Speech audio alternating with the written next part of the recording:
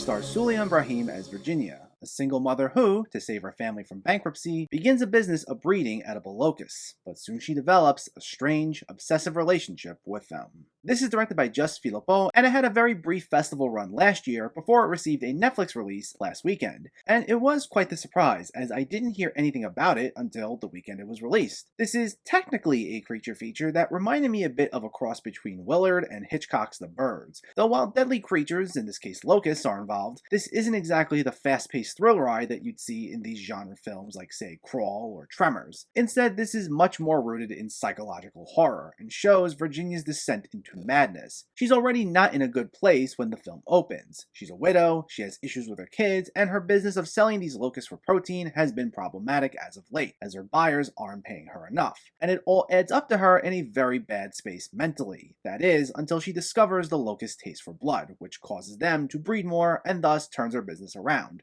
And she becomes obsessed with giving them whatever they need, as she feels this is her only lifeline to have any sort of success. And as we see this eerie relationship with these locusts develop further, it's quite unsettling, even when there's nothing necessarily graphic happening. But what drives much of the film are these character-driven moments as everything in Virginia's world begins to collapse. Her relationship with her kids deteriorate even further as they become more openly hostile to her, while her friend Kareem begins showing increasing concern for her, with their relationship becoming troubled too. And while the story can be a bit depressing, as it's not like it starts off with our characters in a great place to begin with, I will say that I appreciated the way the film uses this frankly bizarre scenario and sense of dread to highlight some really strong character drama, anchored heavily by the performances, especially Suliane Brahim as Virginia, and Marie Narbonne as her daughter Laura in particular. But that's not to say we don't get our fair share of creature-related carnage, and while this doesn't show these locusts in action in your typical explosive Hollywood way, when we do see Virginia unleash these things, it's absolutely bone-chilling. Like, I felt myself squirming in my seat several times while watching this. Any images of these locusts covering someone head to toe would be gruesome, and I will say that if you are an animal lover, like I am, it may be best not to watch this, though that's all I'll say as far as that goes. I think what helped seal just how unnerving it all was for me, though, was some of the top-notch sound mixing whenever we heard these locusts chirping away, giving off this sense of claustrophobia. It reminded me heavily of the sharp sound mixing used for similar effects in the film Take Shelter, Amazon Prime's The Underground Railroad, or even those immersive theme park attractions where they'd replicate the feel of animals and bugs moving around in your seat. And I've heard some people say that their skin was itching while watching this, and while I personally didn't quite feel that way, I can definitely see the effect this would have on others.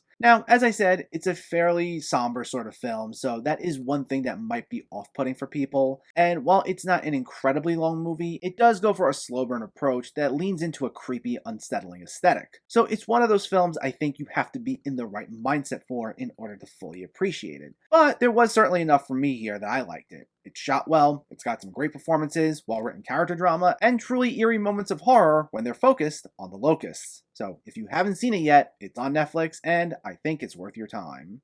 The Swarm gets a 7 out of 10.